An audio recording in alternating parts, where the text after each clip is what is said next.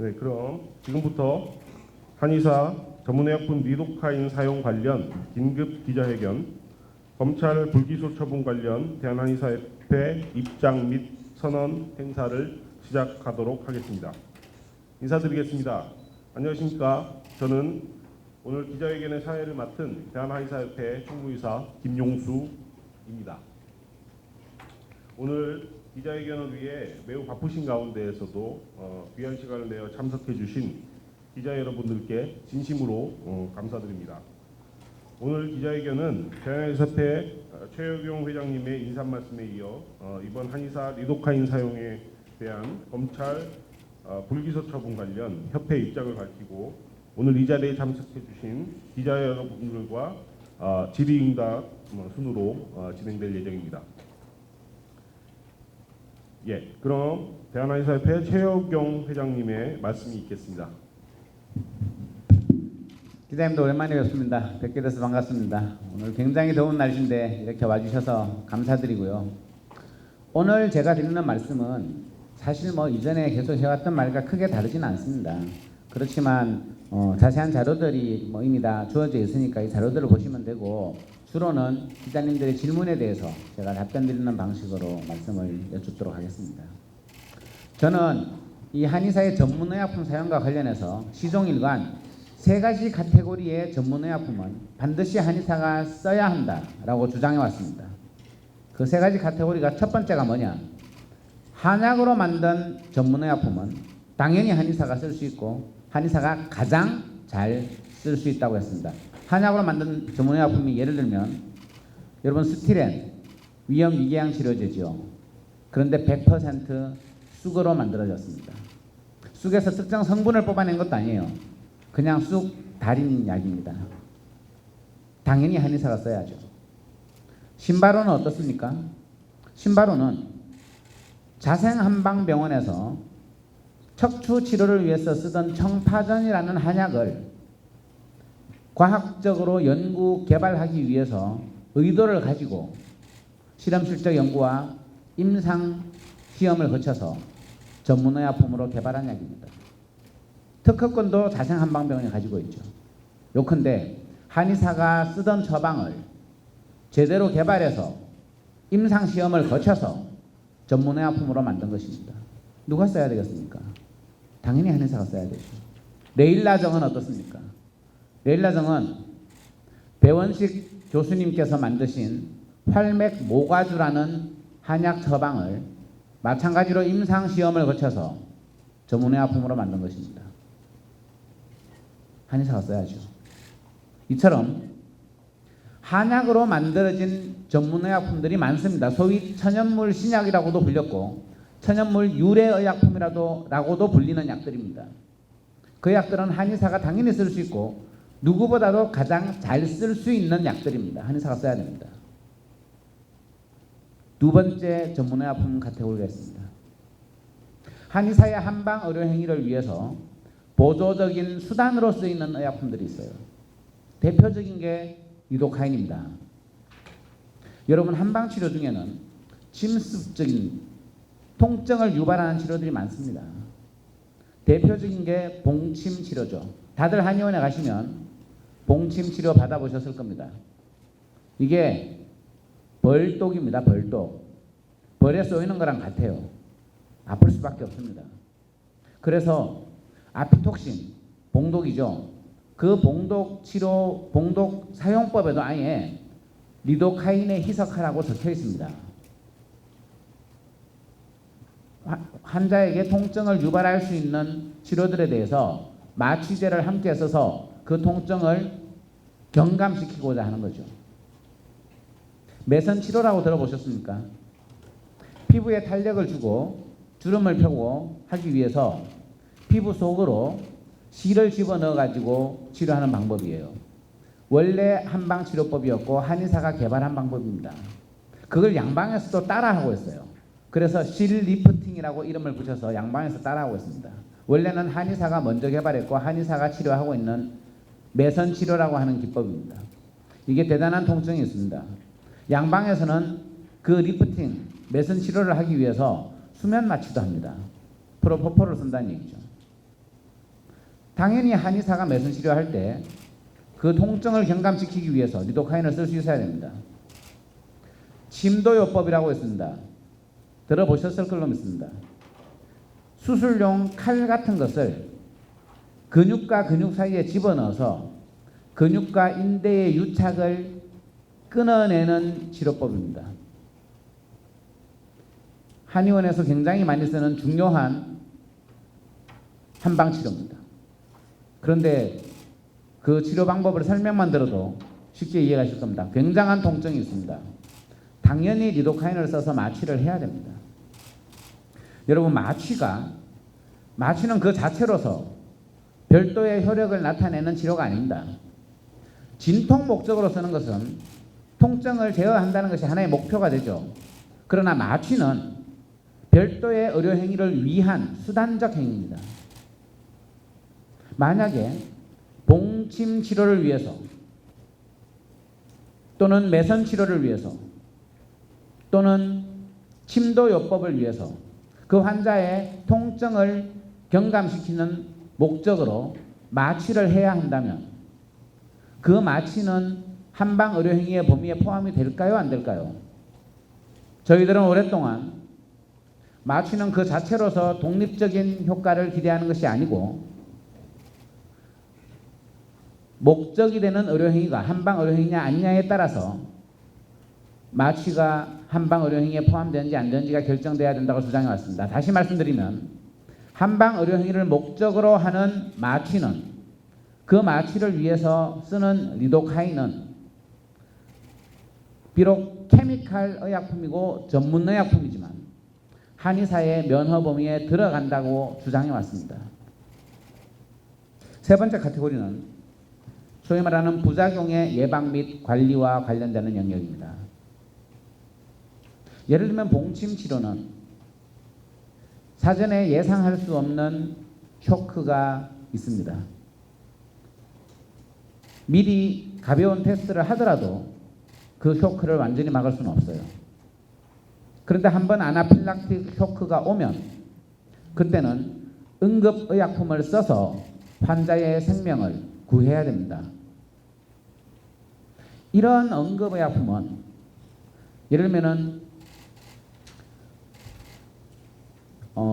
벌을 양봉업자들도 다 구비하고 있는 것들이에요. 지금은 응급구조사들도 응급의약품을 사용해야 한다고 주장을 합니다.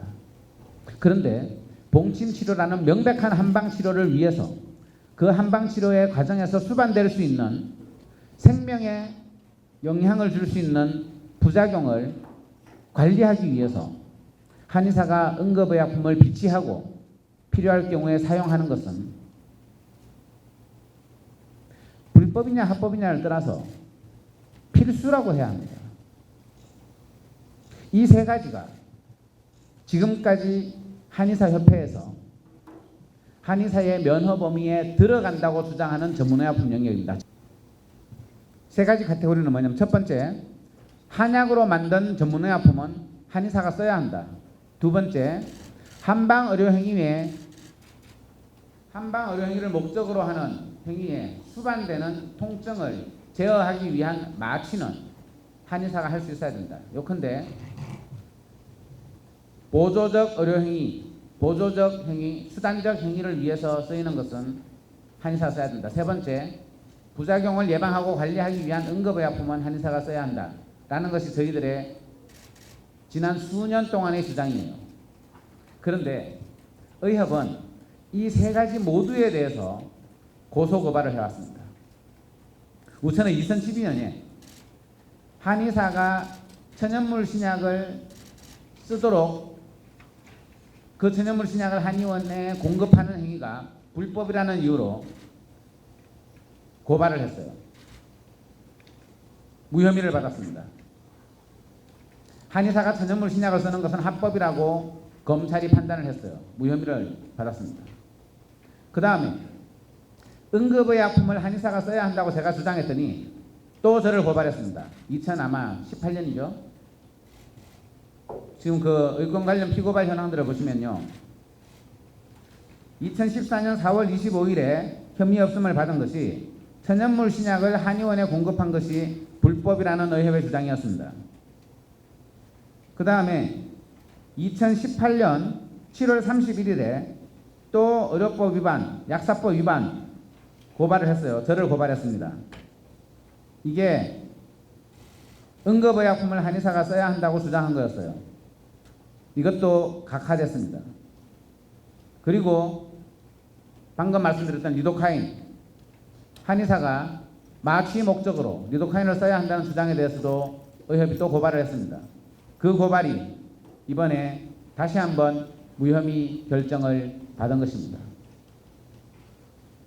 이 세 가지가 한의사의 면허 범위에 속하고 그렇기 때문에 한의사가 더 열심히 써야 한다라는 주장이 저희들의 일관된 주장이고, 그 일관된 주장에 대해서 의협은 지속적으로 한의사의 면허 범위를 벗어난다고 주장하면서 고발을 해왔던 것입니다.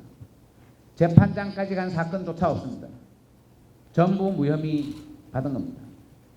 오늘 이 자리에 기자님들을 모신 것은 이러한 경과에 대해서 말씀을 드리고, 한의사의 전문의약품 사용이 더 이상 논란이 돼서는 안 된다 라는 말씀을 드리기 위해서 이렇게 뵙게 된 것입니다.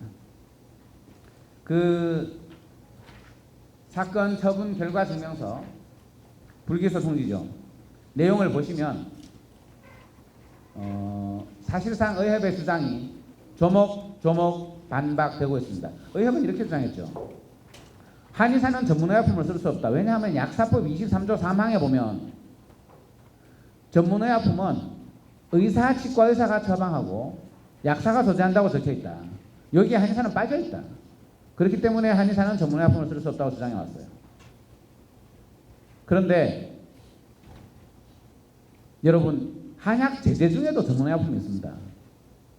체질약은 다 전문의약품이에요. 지금 대한민국의 완제의약품은 일반의약품과 전문의약품으로만 나뉘어져 있습니다. 한의사가 쓰는 심지어 보험약도 일반의약품이에요. 그리고 한의사가 쓰는 체질약은 전문의약품이에요. 그 한약제제 보험약과 체질약 전문의약품은 양의사가 쓰지 못하는 약입니다. 왜냐하면 한약제제거든요. 그런데 한약제제 중에도 전문의약품이 있는데 그 약사법 23조 3항을 근거로 한의사는 전문의약품을 쓸 수 없다는 게 논리적으로도 말이 안 되지 않습니까? 저희들은 약사법 23조 3항은 의약분업의 원칙을 적시한 것이고, 그 문구 어디에도 한의사가 전문의약품을 쓸 수 없다는 말이 없고, 한의사가 전문의약품을 쓸 수 없다는 금지 규정을 도출해낼 수가 없다라고 주장해 왔습니다. 이번 불기소 결정문에서도 정확히 그렇게 기술돼 있어요. 그 다음에 의협은 이렇게 말했습니다.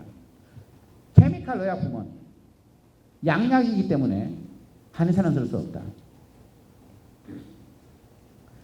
여러분, 한의사의 면허 범위를 규정하고 있는 것은 의료법 2조입니다. 의료법 2조 2항에서는 한의사는 한방 의료행위와 한방 보건지도를 행한다고 적시되어 있어요. 여기에 한의사는 한약을 쓴다, 양의사는 양약을 쓴다 라고 적시되어 있지 않습니다. 요컨대 한방 의료행위를 위해서라면 그것이 한약이든 양약이든 쓸 수 있다고 해석하는 것이 의료법 2조의 보다 정확한 해석일 것입니다. 여러분, 한의원에 가시면 침을 맞습니다. 침을 넣을 때 포타딘, 태고, 볼릭, 알코올, 소독을 합니다. 그 소독약들은 케미칼 의약품들이에요. 한약이 아닙니다. 왜 한의원에서 양약을 쓸까요? 침치료라는 한방 의료 행위를 보다 안전하고 효과적으로 하기 위해서 양약으로 소독을 한 겁니다. 그때 쓰는 그 양약, 한방 의료 행위에 포함될까요? 되지 않을까요? 당연히 된다고 봅니다. 그러면 의료법의 정신에 비춰봤을 때 케미칼이라고 해서, 양약이라고 해서 무조건 한의사는 못 쓴다 라는 건 잘못된 해석이죠. 그럼 어떻게 해석해야 될까요? 한방 의료행위라는 목적에 부합하는 수단이라면 양약이라도 쓸 수 있다 라고 해석해야 하는 것입니다. 바로 그 이유 때문에 봉침치료라는 한방 의료 행위를 위해서 소독약이라는 양약을 활용하는 것입니다. 똑같습니다. 봉침치료라는 한방 의료 행위, 매선, 침도요법 또는 습식 부항이라는 한방 의료 행위를 위해서는 그 한방 의료 행위를 안전하고 효과적으로 하기 위해서는 당연히 케미칼 의약품인 마취제의 사용도 허용되어야 하는 것입니다. 그것이 이번 불기소 결정문의 주된 내용이죠. 세 번째로, 의협은 한의사는 전문의약품을 쓸 수 없다는 이유로 전문의약품을 한의원에 판매하는 것도 불법이라고 주장해 왔습니다. 이번 불기소 결정문에서는 한의사가 전문의약품을 쓸 수 있기 때문에 그 한의원에 전문의약품을 판매하는 것도 합법이라고 적시하고 있습니다. 그 세 가지 카테고리가 한의사의 면허 범위에 속한다는 점, 그리고 단순히 속하는 것이 아니라 가장 잘 쓸 수 있다는 점을 말씀을 드렸습니다. 조금 더 말씀드리면, 여러분, 지금 전문의약품, 한약으로 만든 전문의약품 중에는요, 골관절염 치료제가 많습니다. 그런데 의사라면 그 골관절염 치료제의 선택을 어떻게 하겠습니까? 어떤 환자에게 신바로를 주고 어떤 환자에게 레일라를 줄까요? 또 어떤 환자에게 조인스를 줄까요? 신바로, 레일라, 조인스, 심지어 아피톡신까지 다 골관절염 치료제로 허가를 받았어요. 적어도 허가 사항만 보면 똑같습니다. 의사는 그 중에 하나를 자기의 경험에 따라 선택할 수밖에 없어요. 그러나 한의사는 거기에 들어있는 한약을 보고서 어떤 약이 더 환자에게 맞는지를 골라낼 수 있습니다. 한약으로 만든 의약품은 한의사가 더 잘 쓸 수 있습니다. 마취도 마찬가지입니다. 한방치료를 더 효과적으로 하기 위한 수단이 됩니다. 응급의약품도 마찬가지입니다. 봉침치료를 하기 위해서 봉침치료의 부작용을 효과적으로 제어할 수 있는 수단이 됩니다. 요컨대 한방의료행위를 더 잘할 수 있기 위해서 이러한 세 가지 카테고리의 의약품이 필요한 것입니다. 제 말씀은 이 정도로 드리고 기자님들의 질문을 받고 더 자세한 말씀을 여쭙도록 하겠습니다. 감사합니다.